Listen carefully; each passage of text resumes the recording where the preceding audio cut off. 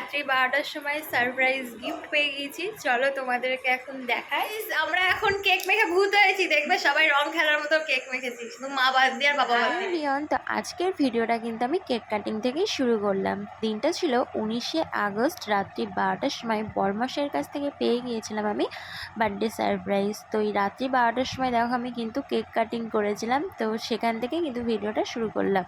তো রাত্রি 12টার সময় সারপ্রাইজ গিফট পেয়ে গিয়েছি। চলো তোমাদেরকে এখন দেখাই যে আমাকে কি গিফট দিয়েছে আমার বরমশাই। তো প্রথমে একটা চকলেট দিয়েছে কিটক্যাট, যেটা আমার খুব ফেভারিট। তারপরে দিয়েছে খুব সুন্দর একটা জিনিস, সেটা হচ্ছে এই যে এটা কোমর ঝাঁপি। তা আমি অনেকদিন আগেই বলেছিলাম আমাকে একটা কোমর ঝাঁপি দিতে, কিন্তু ভাবতে পারিনি যে আমার বার্থডেতেই দেবে। তো আমার ভীষণ ভীষণ মানে আমার ভীষণ ভীষণ খুব খুব খুশি, কি বলবো আমি ঠিক নিজে ঠিক পাচ্ছি না। তো বড়মশাইকে অনেক অনেক থ্যাংক ইউ। তো যখন শাড়ি পরবো অবশ্যই তোমাদেরকে এটা দেখাবো, শাড়ির সাথে পরে যে কেমন লাগছে। তো তোমাদের কেমন লাগছে অবশ্যই তোমরা কমেন্ট করে জানিও। তো এই হচ্ছে ডিজাইনটা। আর এরকম রাত্রি 12টার সময় বার্থডে সারপ্রাইজ পেতে কার না ভালো লাগে, তাই না বলো?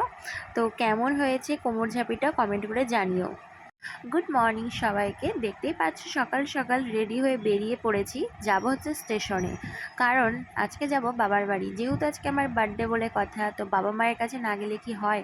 তো সেই কারণে দেখো সকাল সকাল ঘুম থেকে উঠে রেডি হয়ে এখন চলে এসেছি স্টেশনে।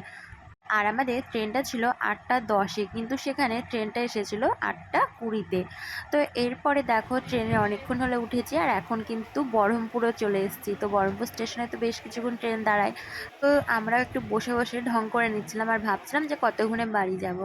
তো ফাইনালি দেখো এখন আমি কাশিমবাজার স্টেশনে নেমে পড়েছি। তো দাদাভাই এসেছিলো আমাদেরকে নিতে।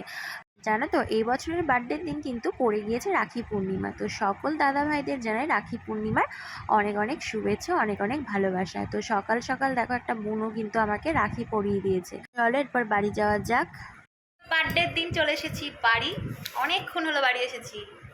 আর এইদিকে আমার মাম্মি সকালের ব্রেকফাস্ট করছে। আর আজকে আমাদের ব্রেকফাস্টে কি আছে জানো তো? চলো তোমাদেরকে দেখাই। এদিকে ছিল ঘুগনি, আর ছিল নানপুরি, আর এদিকে আছে সেদ্ধ গরম গরম ভাত। তো চলো এখন ঝটপট খেয়ে নিই, পরে তোমাদের সাথে দেখা হচ্ছে। এদিকে তাড়াতাড়ি ব্রেকফাস্ট সেরে মা এখন বসিয়ে দিয়েছে জন্মদিনে যেটা ছাড়া একদমই অসম্পূর্ণ, সেটা হচ্ছে পায়েস। তো পায়েসের সাথে সাথে এদিকে কিন্তু 5 রকমের ভাজাও হয়ে গিয়েছে। কি কি ভাজা আছে সেটা তোমাদেরকে পরে দেখিয়ে দেবো। তো এদিকে মাংসের জন্য আলুগুলোকে ভেজে নেওয়া হয়েছে, আর এদিকটাতে ছিল মুগ ডাল, আর সাথে ছিল কিন্তু ফ্রাইড রাইসের চাল ভেজানো, যেহেতু আজকে হবে ফ্রাইড রাইস। আর এদিকে বিম ক্যাপসিকাম গাজরগুলোকে কেটে নেওয়া হয়েছে। তো ফাইনালি কিন্তু রান্নাবান্না হয়ে গিয়েছে। তো চলো বার্থডে মেনুতে কি কি ছিল সেটা তোমাদের সাথে ঝটপট শেয়ার করে ফেলি।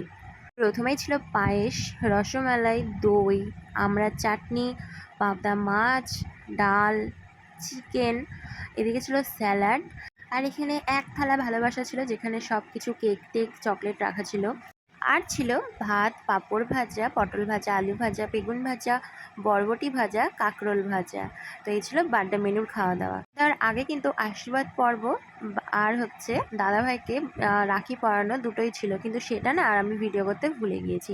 তো এই যে সন্ধ্যাবেলায় দেখো আমি এখন একটু রেডি হয়ে গিয়েছি, নতুন জামা টামা পরে চলে এসেছি এখন মোমোর দোকানে। পেটটা তো ভরা ভরাই ছিল, কিন্তু মোমো খেতে না খুব ইচ্ছে করছিল, ওই জন্য বরমাসাইকে নিয়ে চলে এসেছিলাম মোমোর দোকানে। তো দেখো এই যে 1 প্লেট মোমোই নিয়েছিলাম, ওই যে বললাম পেটটা খুব ভরা ভরা আছে। তো মোমো খাওয়ার আগেও কিন্তু আমরা গিয়েছিলাম মামা শ্বশুরের বাড়িতে একটু ঘুরতে, ওখান থেকে এসেই মোমো টোমো খেয়ে এখন দেখো সোজা চলে যাচ্ছি বাড়ি।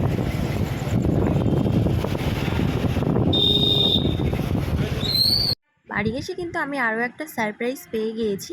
তো এই সারপ্রাইজটার কথা কিন্তু আমি জানতামই। তো এই কেকটা কিন্তু দাদাভাই নিয়ে এসেছিলো। তো এই কেকটা এখন আমি কাটবো। তো কেকটা কেমন লাগছে অবশ্যই তোমরা কিন্তু কমেন্ট করে জানাবে। আর এদিকে আমার কেক কাটিং দেখার জন্য কতজন দেখো দর্শক চলে এসেছে।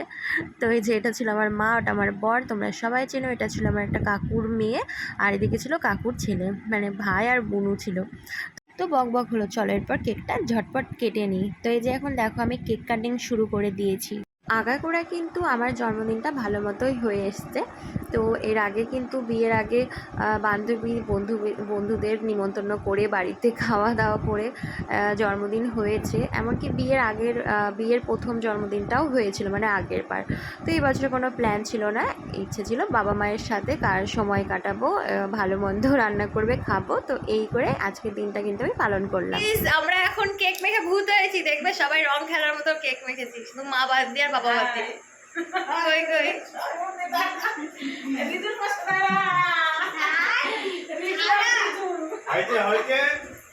তুই তাও দিদাই করিস। পরে রাতের বেলায় সবাই মিলে কেক টেক খেয়ে দিয়ে এখন খাওয়া দাওয়া করে আমি এখন চলে এসেছিলাম ছাদে। আমি আর আমার বরার দেখো কি সুন্দর লাগছিল চাঁদটা, যেহেতু এখন জ্যোৎস্না রাত্রি, ওই জন্য পুরো দিনের মতো লাগছিল ছাদে, তো বেশ ভালো লাগছিল। তো এই ছিল আমার সারাদিনের বার্থডে ব্লগ, এইভাবে আজকে সারাটা দিন কাটালাম। তো তোমাদের কেমন লাগলো আজকের ব্লগটা অবশ্যই কিন্তু কমেন্ট করে জানাবে। খুব তাড়াতাড়ি নতুন একটা ব্লগে তোমাদের সাথে দেখা হচ্ছে। হ্যাঁ, তোমাদের কাছে কিন্তু অনেক অনেক সরি, যেহেতু ব্লগটা দিতে অনেকটা দেরি হয়ে গেল। বাবার বাড়িতে থাকলে কিন্তু ব্লগ এডিট করতে একটুকু ভালো লাগে না, তো এই কারণে একটু দেরি হয়ে গেল। তো চলো আজকের মতো টাটা, বাই, গুড নাইট।